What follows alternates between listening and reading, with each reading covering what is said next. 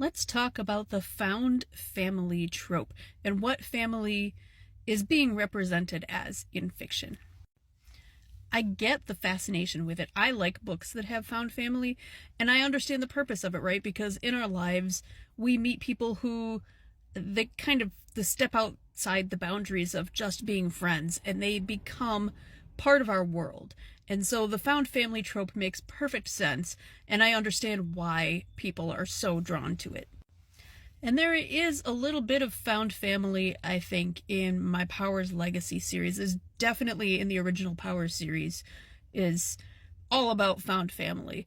But in the Powers Legacy series, I kind of wanted to have it be about family itself.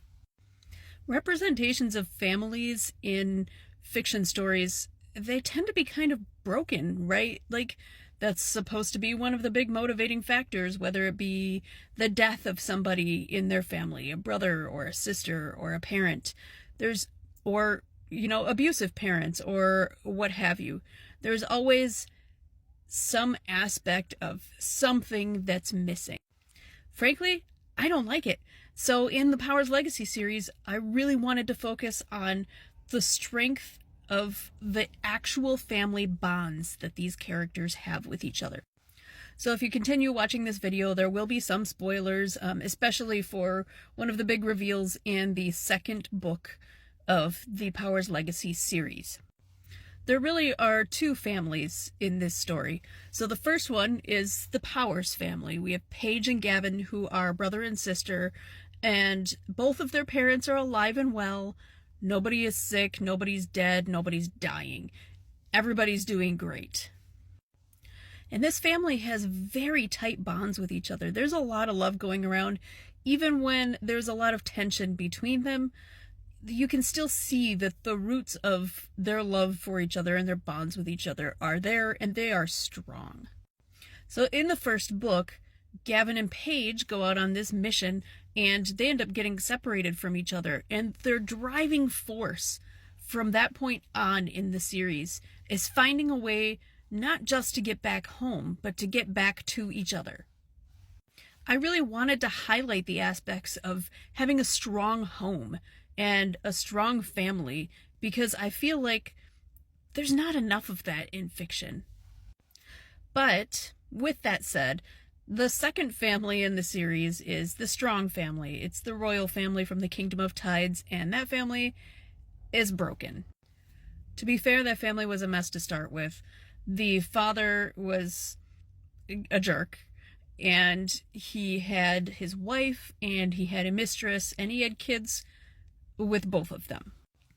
But in the end of the second book, when Zephyr finds out who his father really is, kind of changes everything. So these kids that he grew up with as his brothers and his sister are actually his cousins. And this is a big thing that he struggles with in the third book, is coming to terms with the concept of family and what family means to him. So for Zephyr, he finally comes to accept the fact that it doesn't matter if he and his brothers are brothers by blood. They're still his brothers, and his sister is still his sister, even if they don't share parents. But in the end, it's not so much a found family as it is acceptance of the family that he already had. So even if it's not the family that he thought that he had growing up, he accepts that it's the family that he has now. And he fights for it. He fights for his brother, who has done all kinds of horrible things to hurt him. He fights for his sister, who he sees as needing protection, even though she's pretty capable herself.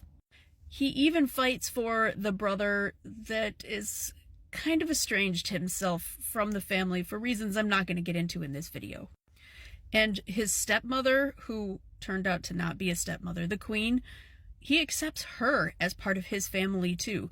Even though the two of them never got along, they come to terms with each other by the end of the series.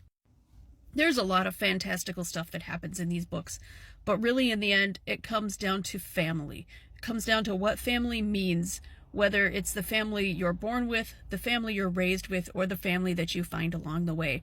It's the importance is the strength of the bonds that you have with that family throughout your life. And that's really what I wanted to make sure had a spotlight in this series. So I'd like to hear from you. What are some of your favorite family tropes, whether it's found family or a broken family or the strong bonds of a family? What are some of your favorite books that have these tropes?